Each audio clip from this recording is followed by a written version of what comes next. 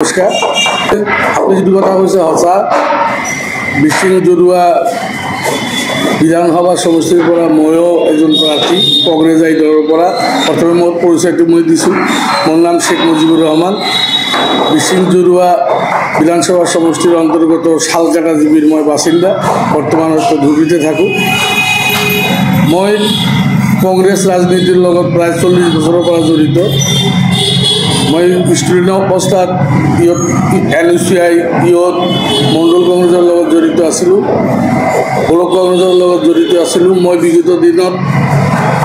district কংগ্ৰেছৰ general secretary আছিলোঁ district কংগ্ৰেছৰ ট্ৰেজাৰাৰ আছিলোঁ কিন্তু মোৰ চাকৰি থকাৰ কাৰণে মই এইটো পদৰ পৰা পদত্যাগ কৰিছোঁ তো যেহেতু ৰাইজে এইবাৰ মোক অলপ সঁহাৰি জনাইছে যে আপুনি আহিব লাগে কাৰণ আমাৰ এই বান বিধ্বস্ত গৰাখহনীয়া অঞ্চল আৰু পিছপৰা জাগা গতিকে আমাক সহায় কৰিব লাগে সেই উদ্দেশ্যে মই ভাবিছোঁ যে বিগত দিনত মই কংগ্ৰেছৰ পৰা আশাবাদী আৰু যদি দলে মোক বিবেচনা কৰে আৰু যদি মই বিধায়ক হ'ব পাৰোঁ মালিকে যদি বিধায়ক বনায় তেন্তে মই বিশিং জৰুৱা ৰাইজৰ লগত থাকিম সিহঁতৰ আপদে বিপদে সিহঁতে যাতে মাতিলে মোক পায় বিধায়কৰ প্ৰতিটো ক্ষেত্ৰতে মানুহক বিধায়কৰ দৰকাৰ গতিকে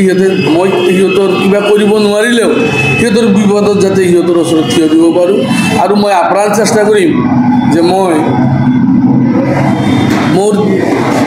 যিমান চেষ্টা আছে চেষ্টা কৰি মই ৰাইজৰ যিখিনি সমস্যা গৰাখহনীয়াৰ যিটো পৰিস্থিতি বা গৰাখহনীয়াই বিশিং জৰুৱা সমষ্টিটো একদম নিঃশেষ কৰি পেলাইছে এইটোৰ কাৰণেও মই চেষ্টা কৰিম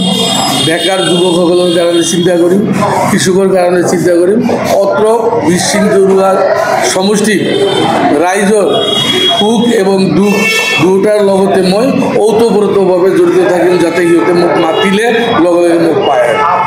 আজি বৰ্তমানৰ যিটো পৰিস্থিতি অসমৰ যিটো পৰিস্থিতি ধৰ্মীয় ৰাজনীতিৰ যিটো ইছ্যু লৈ ৰাজনীতি হৈ আছে ইয়াতে বিশিং জৰুৱাৰ সমষ্টিৰ মানুহ সন্তুষ্ট নহয় সিহঁতে খুবেই দুঃখিত কাৰণ এখন দেশ ধৰ্মৰ ভিত্তিত যদি চলে সেই দেশ কেতিয়াও উন্নতি হ'ব নোৱাৰে গতিকে দক্ষিণ চাৰিমাৰাৰ মানুহ ধৰ্ম নিৰপেক্ষ মানুহ ইহঁতে ধৰ্ম নিৰপেক্ষক বিশ্বাস কৰে যিটো কংগ্ৰেছ দলটো ধৰ্ম নিৰপেক্ষ দল সেই হিচাপে আজিৰ দিনত বিশিং জৰুৱা সমষ্টিত 80% মানুহ কংগ্ৰেছমুখী কিন্তু সিহঁতে এটা নতুন মুখ বিচাৰি আছে নতুন মুখ দিলে সিহঁতে 80% ৰাইজেই কংগ্ৰেছক ভোট দিব আৰু অসমৰ ভিতৰত মই বিশ্বাস কৰোঁ যে বেছি সংখ্যক ভোট দি বিজয় সাব্যস্ত কৰি দেখাব চাওক মই কাৰো ব্যক্তিগত আকৰ্ষণ নাযাওঁ কাৰো ব্যক্তিগত কথাত মই হাত নিদিওঁ মই যদি ওপৰৱালাৰ ইচ্ছাত দক্ষিণ বিশিং জৰুৱা সমষ্টিৰ ৰাইজৰ সহায় সহযোগত আৰু আমাৰ দলীয় হাইকমাণ্ডৰ